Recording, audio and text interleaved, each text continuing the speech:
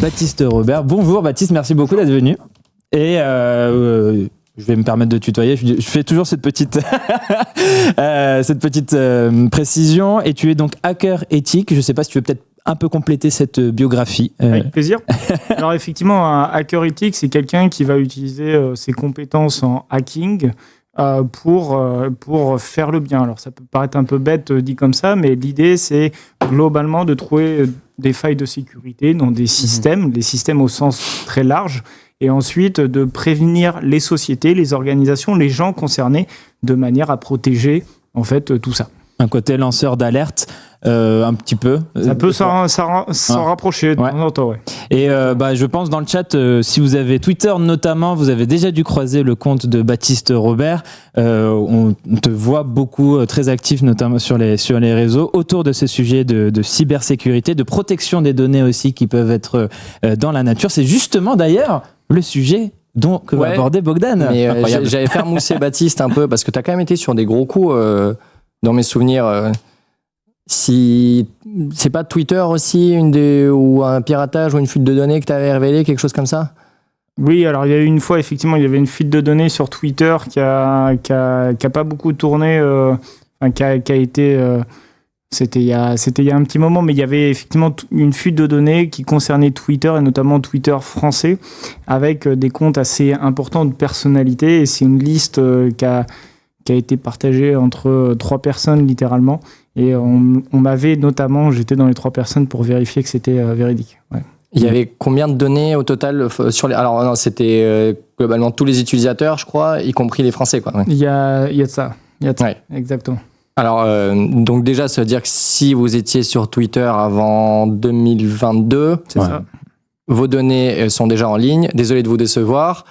Nom, prénom, adresse, numéro de téléphone, adresse postale, nom de votre chien, probablement, si vous l'avez mis en mot de passe, chat, j'en sais rien, votre maman, votre l'école copie. Primaire. Il y a beaucoup de choses. On peut trouver beaucoup de choses. Nous, déjà, alors moi, en tant que journaliste, et mes petites compétences, j'arrive à trouver ça sur les petits forums des cybercriminels du quotidien.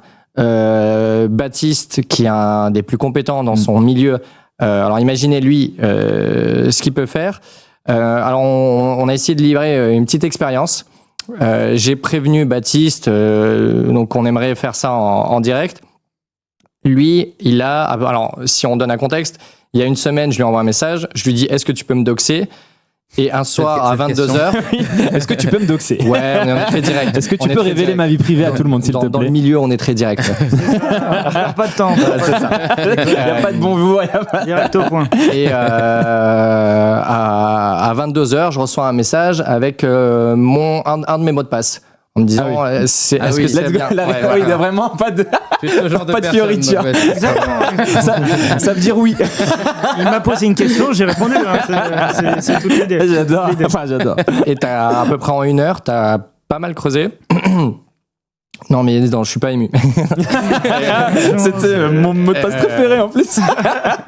Et donc, dans ton entreprise, Predictalab, vous fournissez 2 solutions, donc qui sont Predicta Search, je résume, vulgarise, pour trouver ces infos, pour savoir ce qui est publié sur nous, Predictagraph, pour aussi gérer toutes ces bases de données. Tu as utilisé aussi tes propres outils. C'est ça. Et tu vas un peu nous montrer ce que tu as trouvé sur moi il y a maintenant 1 semaine. Exactement. Alors l'idée, ça va être de présenter un petit peu, je ne sais pas si on l'a... On va la voir, si le voilà. Ouais. Allez, go. Allez. On n'a pas le bon. Alors, on n'a pas le bon. Normalement, ça devrait arriver, j'imagine. Ouais. Alors l'idée, effectivement, c'est qu'on va utiliser, pendant que la technique se cale... Regarde, peut-être que c'est la recopie ici. Si on est en mode recopie, ça devrait être bon. Allez. Je parlais pas dans le micro, mais là on doit être Allez, nickel. Impeccable. Alors, effectivement, l'idée, c'est qu'on va utiliser un des outils qu'on a fait chez nous, qui est predictagraph.com, qui est accessible à tout le monde. Et comme l'a très bien dit Bogdan, on va faire ce qu'on appelle un graphe des relations. Donc on va partir d'une donnée qu'on connaît. Ici, on sait qu'on a en face de nous Bogdan, qui travaille chez Numérama et qui est journaliste. Mm-hmm. Et donc la mission du jour, qui nous a été confiée à 21h ou 22h, effectivement, c'est de dire qu'est-ce que tu peux trouver sur moi. Et ça, c'est quelque chose qu'on fait assez régulièrement chez Predictalab. C'est de dire, à partir d'un point de données, ici il y a un nom, prénom, ça peut être un numéro de téléphone, parfois ça peut être une adresse email, ça peut être... On va essayer de créer un espèce de graphe, un peu comme vous le voyez ici. Donc on ouvre assez facilement ici l'application et on va passer sur le graphe dédié à Bogdan. Et vous voyez que ici, alors on va se mettre... Il y a beaucoup de petits points.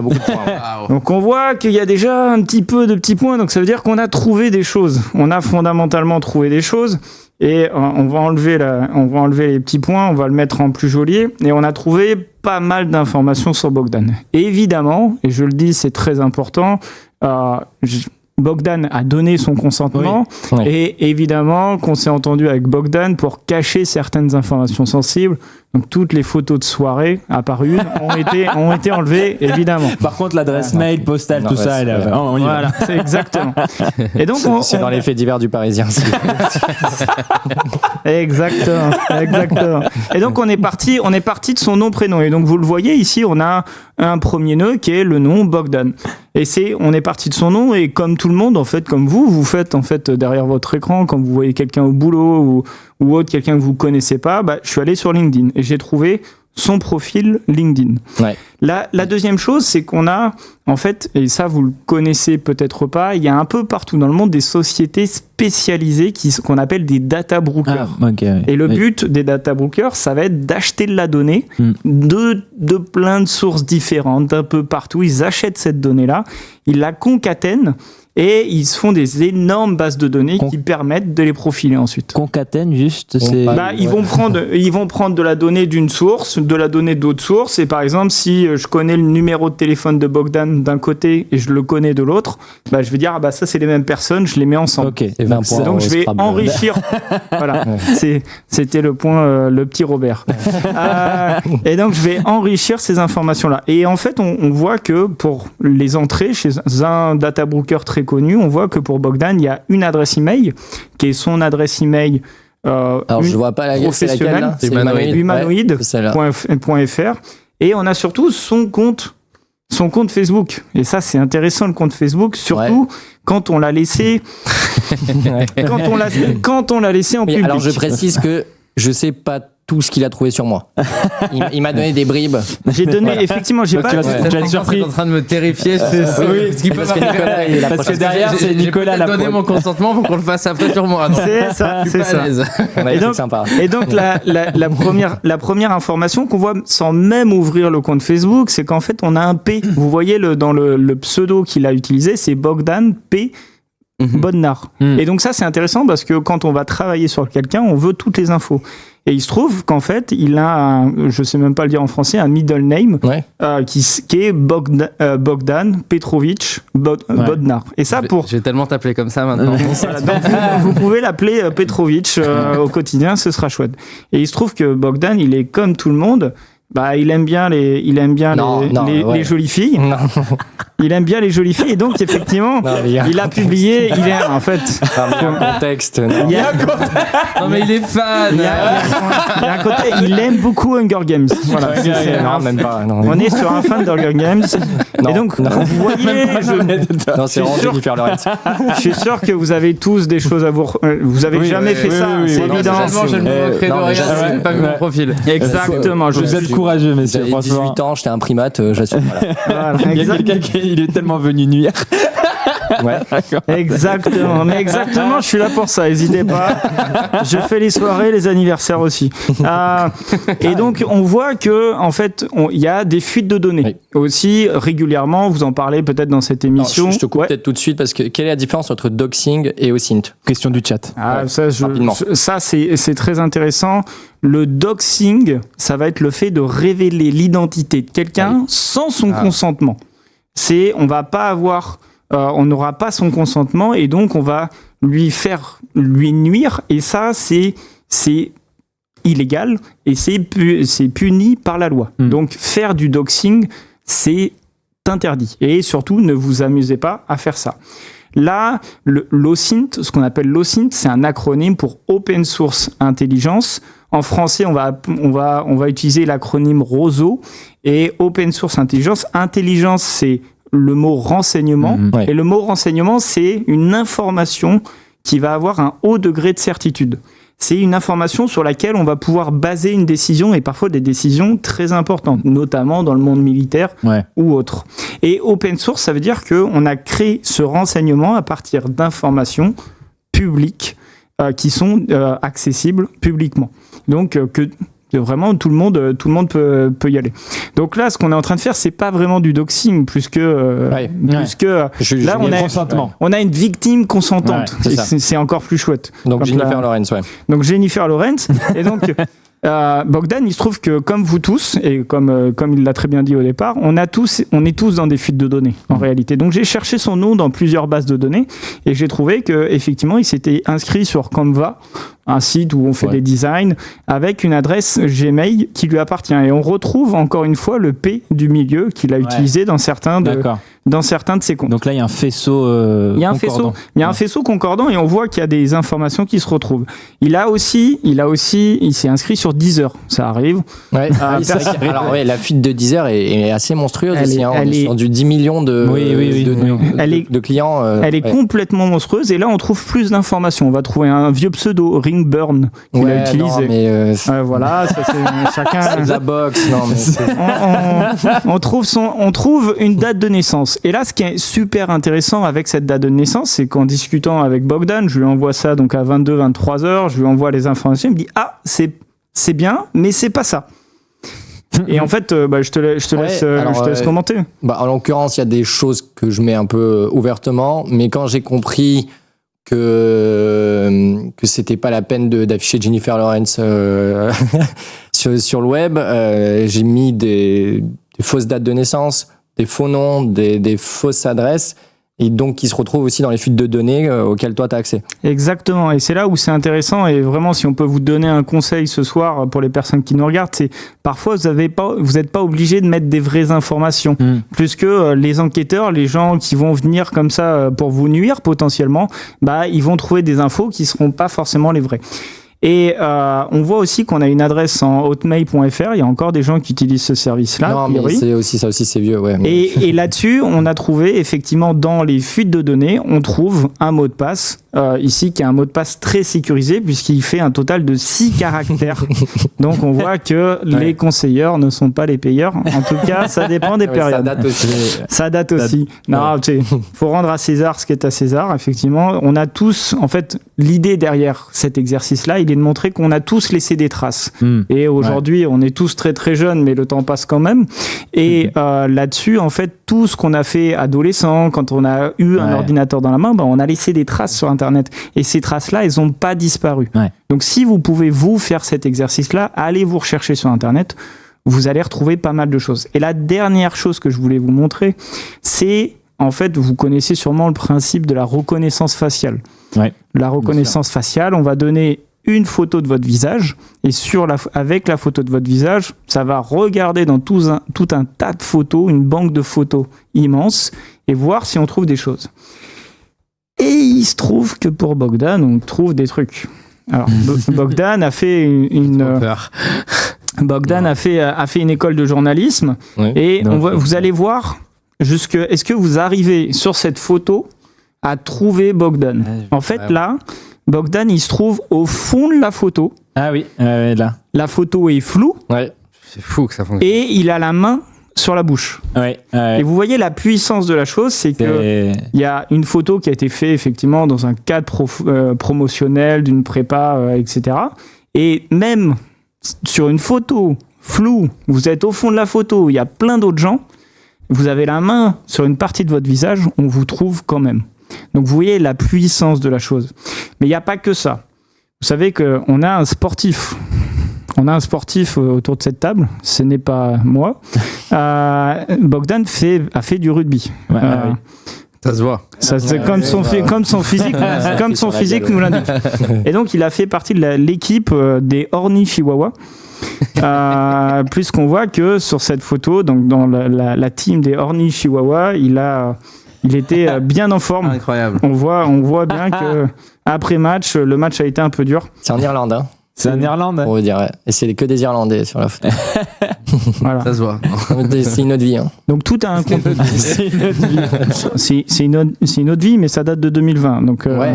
c'est 22.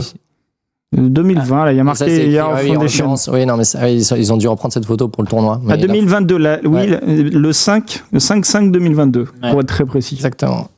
Donc, et la dernière photo qu'on a, et ça c'est vraiment, j'arrêterai la démo là-dessus, c'est on a une photo d'une fête qui a été faite dans le cadre d'une association, La quelque prépa, chose comme ouais. ça. Mhm. On est au resto, on boit des coups, on est en train de discuter avec les copains, Ah, et on voit que sur une des photos, parmi plein On va y de arriver, photos, on va y c'est arriver, la dernière perdu. Vous voyez qu'on a Bogdan en train, Ah ouais. en grande discussion Ah oui. sur le trottoir. Mais là aussi, il est un peu. Enfin, c'est Il- 3/4, c'est pas. Enfin, ouais, Et il y a une La question précision. que je me pose, c'est qu'est-ce qui fait que c'est ces 3 photos-là qui sont mises en avant? Tu les as présélectionnées ou Là, c'est- j'ai présélectionné, il y en a d'autres. Mais il y en a Ouais. Ah ouais, d'autres. merde. Toi, tu tombes sur Il y en a d'autres. un catalogue de. C'est ça. Exactement. Moi, j'imagine qu'il y a des centaines et des centaines de photos qui ont pu fuiter avec le temps. Donc, Ça, c'est pour la Il y en avait partie. d'autres plus touchy ou non? Il y en avait. Honnêtement. il y avait des nudes. Il y en a plein. Ouais. Mon avocat. Ça dérape, attention. Mon avocat m'a dit de pas répondre. Mais le point derrière cette photo-là, qui est intéressant, c'est de dire. Il y en avait des plus touchy ou non? Je sais pas. Non, C'est- mais oui, c'est. T'as c'est combien ce que sur t'as ton vu. compte Ah, rien. Non, il y en avait pas des plus touchy. Il y avait pas plus que ça. Et là-dessus, ce qui est intéressant, c'est de voir que même vous êtes en soirée. Est-ce que là, on voit bien qu'il a pas conscience d'être Bah oui. pris en photo. Ouais. Tout ça, même dans une soirée, vous voyez quelqu'un qui vous prend en photo. Bah potentiellement, ça se retrouve sur Internet Ouais. et ça va donner des informations sur vous, avec qui vous parlez, etc., etc. Alors, t'as pas tout dit, hein. Parce qu'il y a des choses qu'on n'a pas mises. T'as trouvé très rapidement mon numéro de téléphone Tout à fait. personnel. On l'a pas mis, on va inviter. Mon adresse personnelle. Exactement. Adresse postale. Postale. L'adresse postale, ouais. L'adresse. Ça, Ouais. ça, c'était une des premières infos que Ah ouais, Baptiste a en trouvé. plus, ouais, vraiment, Ouais. en mode superficiel, elle est tout de suite là. J'ai trouvé, c'était là pour le coup, c'était assez simple. Effectivement, on a l'adresse du domicile qui est ressortie assez facilement. Et là, si vous avez quelqu'un qui veut vous nuire, Ouais. bah, ça, c'est un ouais, gros, c'est vrai. gros, Bah ça, ouais. c'est un gros problème. Et question, parce que est-ce que c'est un peu spécifique au profil de Bogdan ou c'est globalement chez les Non, mais clients et tout, c'est l'adresse quand même postale, c'est c'est- impossible. c'est vraiment Vous êtes tous mauvais. Non, ok, vous ça êtes marche, tous mauvais. ouais. Non, c'est- Toi, public. c'est- Et tout ça, c'est des outils Ça, qui sont c'est- globalement accessibles facilement. C'est-à-dire que nous, aujourd'hui, quand on veut stalker quelqu'un, on fait à l'ancienne avec Instagram, Facebook et on trouve rien. Alors qu'en fait, Alors, c'est facile et pas facile. C'est-à-dire que le principe de l'OSINT, c'est justement que toutes ces informations sont Mhm. disponibles publiquement. Là, il n'y a pas de magie, hein, fondamentalement. Mhm. Tout ça, c'est sur Internet et c'est c'est vous un qui problème. les avez mis ou d'autres Ouais. personnes. Et donc, c'est facile, mais en même temps, et c'est tout le travail qu'on fait nous, c'est d'aller chercher l'information et faciliter en fait de Mhm. retrouver ces informations. Exactement. Ouais. ok. Ça, c'est Ouais. Sur- c'est je- pour- je- ouais. je- moi, je c'est plutôt trouve ça cette faux, question. hein. les données qu'on peut trouver sur des sites comme ça, enfin, à quel point Alors, finalement. on Après, peut- on sait que les fuites existent, on sait qu'il y a souvent des gros leaks avec des fichiers immenses à télécharger, mais le fait que ce soit aussi simple de croiser ces informations, c'est. Bah, pour très l'anecdote, étonnant. là, la rocofaciale, c'était pas le cas de Bogdan, enfin, je crois pas. On trouve, par exemple, certains logiciels de reconnaissance faciale vont sur les sites pornographiques. Non, je- Et donc, toutes les photos des acteurs, des gens qui ont publié, qui ont fait des vidéos ou autres, et il y en a Ouais. beaucoup. On a eu des cas, ça nous est arrivé, où on a retrouvé des gens qui nous ont mandatés sur des sites de ce type-là. mais Ok. les- C'est du- pour Ça peut nuire. être de la revenge C'est- porn en plus. ouais, ça du peut être deepfake, forcément, c'est pour du deepfake. Alors, et- après, le contexte, c'est là où on commence à discuter. Mm. Ouais. Mais Avec les matériellement, le sujet était là. Et du coup, c'est des politiques. c'est une- il y a une bonne question que soulève C'est une vraie Omar question, sur la hein. question des deepfakes avec la reconnaissance Ouais. faciale. C'est-à-dire que demain, avec tous ces outils de falsification, on peut imaginer que ces outils qui récupèrent plein d'informations ne fassent pas la distinction entre du vrai et du faux et que tu te retrouves avec une fausse vidéo porno de toi Alors, au milieu de ça. Ça, c'est fondamental dans ce qui a été présenté ici, c'est que toutes les infos qui ont été montrées ici, et on l'a vu avec la date de naissance, c'est pas parce que je l'ai trouvé, que j'ai trouvé un lien logique entre une adresse email de Bogdan et qu'à la Oui. fin ça m'a donné ça, que c'est forcément ouais, c'est vrai. pas forcément vrai. Et c'est pour ça qu'il y a un métier qui existe, qui est analyste, ou un enquêteur, comme on pourrait l'imaginer, qui va regarder les données, qui va enquêter, qui va essayer de comprendre, de recouper. Et c'est le cœur du métier. Le cœur du métier, c'est pas les logiciels, c'est pas trouver la donnée, c'est de comprendre cette donnée-là et de savoir que c'est cohérent, c'est vrai, c'est pas vrai. Et c'est à la fin, c'est comme ça que ça se retrouve en fait en justice et que les forces de l'ordre travaillent en réalité. Ouais. Alors, Il y a pour beaucoup de questions dans le chat. Juste la question Rocco, on va y arriver en fin de séquence. Donc restez là. Il y a une question plus haut. Ouais. Voilà. Petite question pour Baptiste. Si on utilise Predictagraph pour montrer les liens concernant la désinformation et un individu, est-ce autorisé par les CGU? Par les CGU, faut lire les CGU. Ok. Ouais. C'était une question de 15 Lowcraft. Attends, on a fait une autre expérience. On a prolongé. Cet après-midi, je t'ai envoyé un message et je t'ai dit, Tout à fait. mon collègue Nico. Ah, vous l'avez déjà fait tout ça? Je pensais qu'on allait faire tout ça en direct. non, Ok, non, c'est non, déjà. c'est du semi-direct. Ouais, c'est ça. Je lui dis, Nicolas est partant. Est-ce que tu peux me faire ça en une petite demi-heure? Ce que Baptiste a fait, et on passe à Nicolas. Donc en une demi-heure, ce qu'on peut tomber. Il est arrivé dans les locaux, c'est ça? beaucoup plus Et trash. juste avant Ouais, l'émission, c'est beaucoup plus trash. Attention. Hein. C'est mon ancienne vie va être révélée. Alors effectivement, donc c'était le petit défi du jour. Je dis tu m'envoies encore du travail supplémentaire. Et en fait, il se trouve que et c'est ça qui est intéressant dans cet exercice. On se connaît pas, c'est la première fois qu'on se voit, hein, et je connais beaucoup plus de choses sur toi que le contraire. Oui. Je t'ai quand même pas mal vu dans des vidéos. Je le connais. Mais c'est vrai, c'est pas faux. Mais est-ce que tu as des photos de moi quand j'étais petit? Non, en effet, non, je ne pense pas. Peut-être que toi, oui. C'est là la différence. S'il commence par cette question. Et c'est quoi le point de départ? Parce que je pensais que tu allais me demander un mail là. Pas du tout. Ton nom, prénom. Là, je suis parti de ton nom, prénom. Vraiment, on l'a fait courte. Nom, prénom, et je sais que tu travailles ici. Et donc le neveu de Gilles Lelouch. Et non. Et donc, en fait, allez voir l'amour, ouf, non. Il se trouve que tu es un grand consommateur des réseaux sociaux, tu es très actif sur les réseaux sociaux. Et de la même manière que Bogdan, en fait, je t'ai cherché sur LinkedIn et je t'ai trouvé sur LinkedIn, tu es facilement trouvable. De là, en fait, on est allé chercher sur les data brokers. De la même façon, on a trouvé un numéro de téléphone qui t'appartient. Je veux balancer personne, mais Bogdan a été très solidaire avec toi puisqu'il a confirmé que c'était bien ton numéro de téléphone. Et je le confirme. Ensuite, on a pris ton pseudo que tu utilises dans quelques sites, Lelouch Nico, et on a regardé et en fait, on trouve ton ancienne adresse email professionnelle à 01net. Tout à fait. Et tu étais basé à Paris, ça, pas de surprise là-dessus. On voit que en réalité, quand on va chercher dans les data brokers, on trouve aussi ton compte Facebook. Donc tu devrais passer en privé après l'émission, ce serait pas mal. Et je pense aussi. il se trouve que sur ce compte Facebook là, tu as listé. Public. En fait, il y a plein de petites photos et après Vas-y, descends. Ça va, mais sur celle-là, là. Laquelle?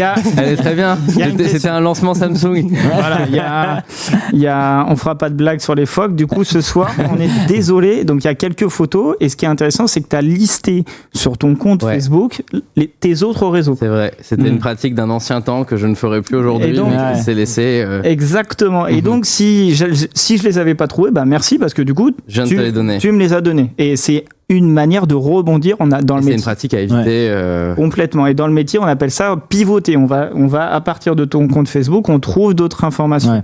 Et c'est là où on a ton Snapchat, ton compte Instagram. Et là, on a fait un peu de reconnaissance faciale à partir de ta photo de profil. De la même façon. J'ai fait une petite sélection. On va commencer par le truc plus sympa. On voit, et là, on retrouve notre ami Bogdan qui est ici. Donc, on a une petite photo. On a une petite photo de l'équipe. Là, on en a deux pour le compte. Pour le prix. Je tiens à dire que pour les gens qui jugent, cette photo, le nom du fichier s'appelle Meilleure prise. Voilà. Alors c'est la fonction Google. C'est le nom de la fonction. La fonction s'appelle Meilleure prise. Best en anglais. Ça ressemble à une justification. Mais et après, j'ai pas compris le compte. Il y a. Attends. J'ai J'ai mis le mauvais lien, mais c'est pas grave, on va l'avoir quand même. Ah, je me rappelle de ça. C'est Celle-là- un logiciel qui générait des photos avec Il y a sûrement un contexte. Il y a sûrement un contexte. C'est- Ce ne sont pas des vraies photos de moi. c'est vraiment moche de blâmer l'IA à tout va. Mais bon, c'est pas Mais grave. ça aussi, parce qu'on s'amuse souvent à balancer nos photos pour faire des montages. ça illustre un avec problème. Galaxy AI, On les balance à C'est-à-dire n'importe que qui, en fait. t'essayes un Bien sûr. service comme ça de filtre, d'amélioration d'image, mais dans ces CGU, ils stockent tes photos en clair. Donc, Et ça reste quelque part. Et la dernière chose, c'est qu'on retrouve cette fameuse brèche Deezer qu'on a vue tout à l'heure, et on voit qu'on a une localisation qu'on n'avait pas tout à l'heure, qui est Nice. t'as mes anciens mails, le pseudo. T'as également. donc des anciens mails. On a ta date de naissance. Ouais, Donc oubliez pas son anniversaire. Hein. 26 C'est avril. Voilà. compte sur vous. Euh, J'ai cru au début qu'il y avait la vraie heure. J'étais en mode quoi Non, toi, bien. et quand on cherche sur ton ancien email, on voit que tu Aïe, aïe, étais aïe. légèrement plus petit. Donc J'étais on, un peu petit. Ah putain, c'est vraiment toi. Ouais, c'est vraiment moi. donc on voit. Et où, là, je sais pas J'étais dans des rizières en Chine. J'avais ma tante qui était partie vivre en Chine et c'était mon premier voyage loin à l'étranger. On est allé la voir avec ma mère. Super. Et voilà. Il faut donner la date. Je saurais pas te Non, dire, non, mais en mais tout cas, c'est marrant. Ouais, C'est un bon souvenir. ouais, ça va. Je te remercie, Bogdan. Donc voilà, ouais, on a c'est- fait le. Et donc c'est ce qu'on trouve. Et vous voyez là-dedans, donc on n'a pas fait toute l'intégralité parce que j'ai aussi choisi certaines informations. Mais avec tout ça, c'est ce qu'on trouve en voilà une petite demi-heure Ouais. sur quelqu'un. Bon là, il y a beaucoup d'informations parce que tu es très présent sur Oui, oui, Internet je et que suis c'est une présent partie en de ton ligne. métier. Mais Tout à fait. Ouais. mais on voit même des choses relativement plus vieilles qui restent sur Internet. Il y a même une partie finalement psychologique quelque part de retrouver en fait à partir d'un truc comprendre l'habitude de la personne sur le web et enfin C'est du profilage. Ouais, c'est ça, vraiment du profiler, j'allais dire profilage exactement, pur ouais. et dur. Ouais. Et ça permet de connaître les habitudes, les goûts de quelqu'un qui fréquente. Parce que là, j'ai juste parlé de toi ou j'ai juste parlé de toi. Ouais. Mais il se trouve que dans le cas de Bogdan, on a trouvé aussi des gens de son environnement Oui, ma famille. Ouais.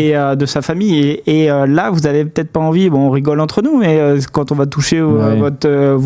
vos sœurs, bien sûr. vos frères, vos mères, D'accord. vos pères, ça devient. Bah oui. les Ouais, gens c'est vont être vrai. un peu plus. Ouais, en fait, c'est capable de dire où ils l'intimité. sont à tel endroit. Exactement, un truc comme ça. exactement. Moi, alors la question, avant d'arriver à comment se protéger, c'est quoi le pire scénario? Là, tu as commencé à citer le fait que oui, tu peux me dire mon père ou ma sœur, je sais où ils sont. C'est quoi le pire scénario? On va dire quelqu'un fait ce profilage à mon insu, qu'est-ce qu'il va en faire derrière? Alors, c'est une question qui est, Piratage compris. Hein. qui est facile et difficile. C'est-à-dire que en fonction des situations, en fonction de qui vous êtes, les menaces qui pèsent sur vous sont pas les mêmes. Donc, si vous êtes, et c'est ce qu'on appelle, on va faire ce qu'on appelle le modèle de menace. Donc, on va essayer typiquement de répondre à une question qui est qui sont mes ennemis? Et là-dessus, quelles sont les menaces qui Je connais les pèsent tiens. sur moi? Exactement. Mais en tant que journaliste, vous en avez fondamentalement. sûr, En mais- fonction des sujets sur lesquels vous travaillez, vous avez des gens qui vous veulent forcément un peu du mal. Et là-dessus, un politicien, on prend l'exemple d'un politicien. Je suis un politicien, je suis forcément d'un bord ou d'un autre. Vous avez potentiellement les gens du bord d'à côté qui veulent venir vous casser la gueule. Ouais. Ça peut arriver. Vous avez des militants un peu zélés qui veulent venir, quel que soit le bord. Votre adresse est sur Internet. Ils peuvent venir à votre domicile, vous frapper un soir. Ouais. Ça, c'est une menace directe qui est de l'ordre du C'est vrai. possible. Ouais. On l'a vu dans le monde d'aujourd'hui. Pour le monde politique, c'est une menace. Et le fait d'avoir votre adresse email sur Internet, c'est un problème. Votre adresse postale sur Internet, c'est un problème. Et donc, c'est typiquement le genre de menace qu'il peut y avoir. On peut parler d'usurpation d'identité. L'usurpation d'identité, c'est un vrai souci. Avec des informations, il y a des gens, on arrive à trouver leur IBAN, on va trouver des... il y a des gens, j'ai trouvé leur extrait de naissance, j'ai trouvé des papiers officiels. Avec lesquels on peut ouvrir je peux ouvrir un compte en banque, je peux contracter un prêt, etc. etc. Ouais. Donc prouver que vous êtes bien vous, c'est extrêmement compliqué. C'est vraiment, vraiment compliqué. Et les cas d'usurpation d'identité, c'est quelque chose de terrible et ça prend vraiment beaucoup de temps. Et après, on peut avoir des attaques très ciblées. Du spear phishing, oui. Voilà, du phishing. Donc, on va vous envoyer un mail trompeur, grosso modo, avec des informations très, très spécifiques. Plus que là, j'ai l'adresse. Donc, je peux parler du quartier où habite Bogdan.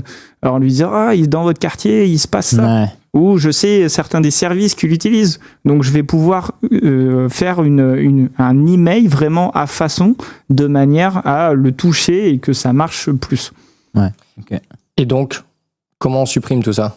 Alors, on peut et on peut pas. Ouais. C'est-à-dire que la première des choses, il faut parler du RGPD. On en parle beaucoup.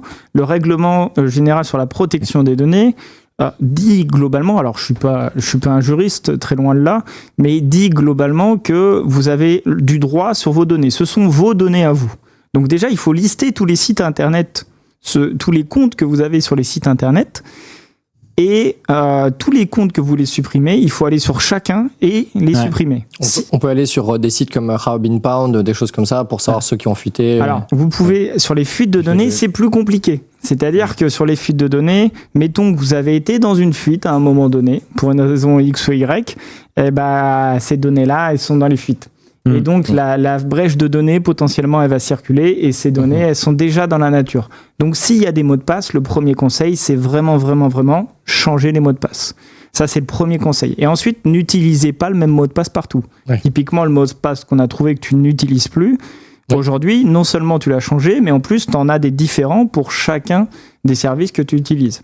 Et ça, c'est extrêmement important parce que il faut, si quelqu'un a la fuite de données, il a votre email, votre mot de passe, et donc il a l'accès à vos comptes. Et si vous utilisez ça partout, il a accès à tous vos comptes et toute votre vie numérique. Pas un mot de passe, ma ville de naissance plus exactement. Mon année de naissance, quoi. Ouais. Exactement. J'ai partagé, juste écrit Have I Been Pwned, juste au cas où. Oui, oui. J'ai pas mis l'URL direct. Mais... Tout collé, pardon. Ouais. Et tu peux, dans mes souvenirs aussi, tu peux demander à Instagram ou Facebook de supprimer tes données. Il y a des manières pour ça. Ouais. Exactement. Maintenant, avec le RGPD, notamment, vous avez le droit de contacter certains des services et pour leur dire, je voudrais que vous enleviez tout ce que vous avez sur moi, toutes les données et supprimer mon compte. Ça, vous avez le droit. C'est devenu un business même. J'en parlais juste avant de commencer l'émission. Il y a, quand on regarde je regarde des chaînes YouTube et tout. Avant, c'était beaucoup NordVPN et c'est toujours NordVPN qui sponsorise la vidéo. Maintenant, il y a un site qui est Martel et du coup, j'ai retenu le nom, c'est Inconi. Qui parle des data brokers ou brokers pareil et tout pour dire on efface et tout, donc c'est même devenu aussi un business et tout derrière et tout. Et c'est un business qui est très américain, qui est très poussé aux États-Unis parce que la collecte de données est très massive et globalement la donnée est beaucoup plus ouverte qu'en France. C'est une question qui est très très culturelle en réalité parce que on a en Europe pas la même culture de la donnée qu'aux États-Unis et c'est encore différent dans d'autres pays, mais c'est un vrai business qui commence à arriver tranquillement chez nous. Et qui a plutôt été repris par les cabinets d'avocats en réalité chez nous. Tout ce qu'on appelle il y a des postes qu'on appelle les DPO, ceux qui vont s'occuper de la protection des données au sein des entreprises et ensuite qui vont s'assurer de ce genre de choses. Nous, en tant que, on va dire, personnes, citoyens sages, sage. Ouais, donc si, bon, et Orly Chihuahua, c'est derrière moi. Mais toi, ton travail, on le remarque aussi parce que tu trouves ça sur des cybercriminels.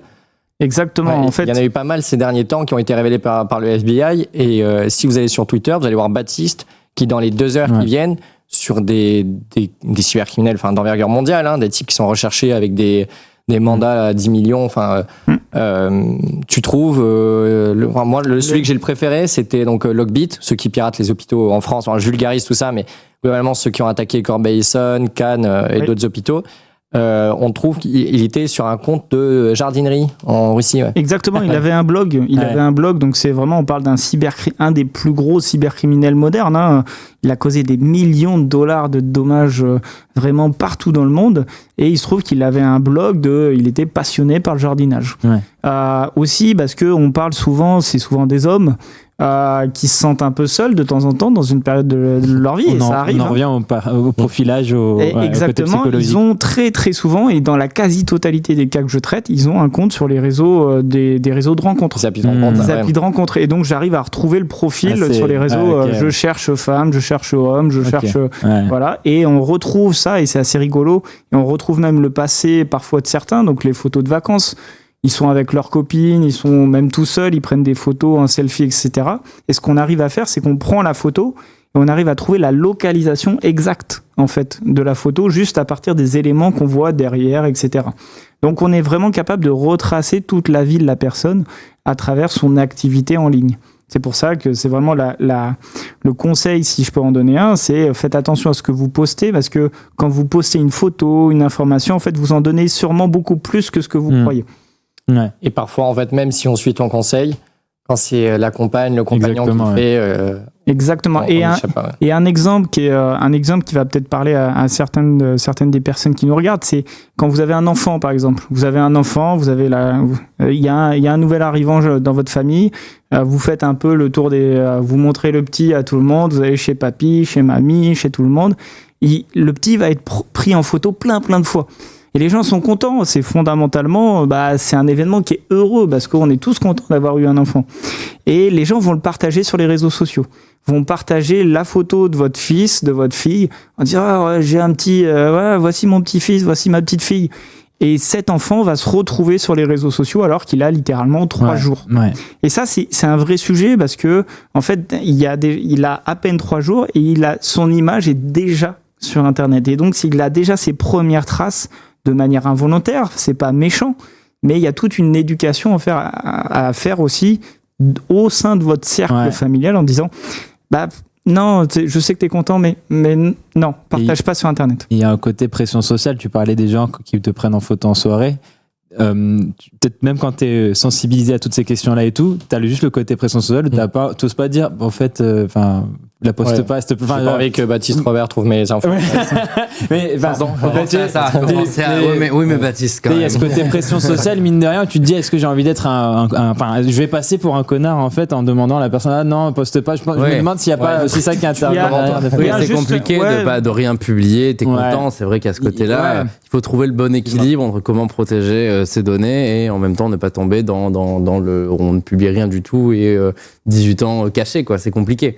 T'as un juste milieu. Après, moi je suis pas un grand fan des photos, je suis quelqu'un de relativement public, je passe beaucoup dans les médias, donc ma tête elle est un peu partout, mais si je peux ne pas être sur une photo, je vais pas m'y mettre. Voilà. C'est plus un réflexe. Non, c'est plutôt moi qui prends les photos. Ah oui, voilà, c'est tout. Voilà. Il en faut toujours un, c'est souvent moi. Voilà. Et en plus, sachant qu'on est là globalement autour de cette table, la dernière génération à avoir grandi sans les réseaux sociaux. Là, ton message, il vaut pour absolument tous les jeunes sur probablement les centaines d'années qui vont suivre. Enfin, je sais pas comment le monde va se tourner. Globalement, ça s'adresse à tous. C'est pas juste un problème pour les jeunes ou il n'y a pas de stigmatisation sur ces sujets-là. On est vraiment tous, et d'expérience, ça fait quelques années que je fais ça maintenant. On est tous concernés par ça. Mais vraiment, c'est que vos grands-parents, comme vos adolescents, et j'ai des adolescents à la maison, on est tous concernés à différentes mesures, quel que soit votre milieu social, quelles que soient vos responsabilités, ça touche vraiment tout le monde. Et il y a un vrai travail de sensibilisation, de discussion, c'est de la communication, de parler de ces sujets-là et de dire fais attention à ce que tu mets sur Internet. C'est important parce que Internet a une mémoire, et ça c'est vraiment quelque chose qu'on dit souvent et qu'il faut répéter. Internet a une mémoire et il n'oublie jamais. Et aujourd'hui, vous êtes journaliste, moi je suis hacker éthique, comme on m'a présenté ici. Demain, je serai peut-être homme politique. C'est une annonce. Non, mais je me suis présenté et globalement demain vous allez peut-être avoir d'autres responsabilités, faire d'autres choses. Et on l'a vu que attention à vos likes. Attention à vos likes, attention. Et des fois, on peut être un peu énervé. C'est le soir, vous êtes fatigué, vous êtes un peu énervé, vous balancez une vacherie sur Internet et vous avez l'impression que ça disparaît comme ça. Et la réalité, c'est que ça reste. C'est ça. Merci. Merci à vous. C'est fou. Merci beaucoup. Je voulais terminer peut-être en rappelant qu'on a de plus en plus cette sensibilisation à ne pas utiliser le même mot de passe partout, faire attention à la double authentification. On a la question des passkey maintenant aussi qui arrive en truc, mais ce n'est toujours pas suffisant. C'est aussi juste ce que nous on met juste sur Internet. Et ça, j'ai l'impression que c'est un sujet qui revient souvent, mais on sous-estime, j'ai l'impression, le danger autour de ça encore. Après, ça me fait du travail. C'est très bien. Continuez. Moi, je vais rentrer et je vais changer tous mes mots de passe. Exactement. Merci beaucoup, Bogdan. Merci beaucoup, Baptiste Robert. Donc, je le rappelle, hacker éthique. Non, vas-y. Non, vas-y, toi. Vous êtes trop mignons, tous les deux. Un petit rappel aussi du service, du coup, qu'on vient de voir de voir à l'écran tout à l'heure.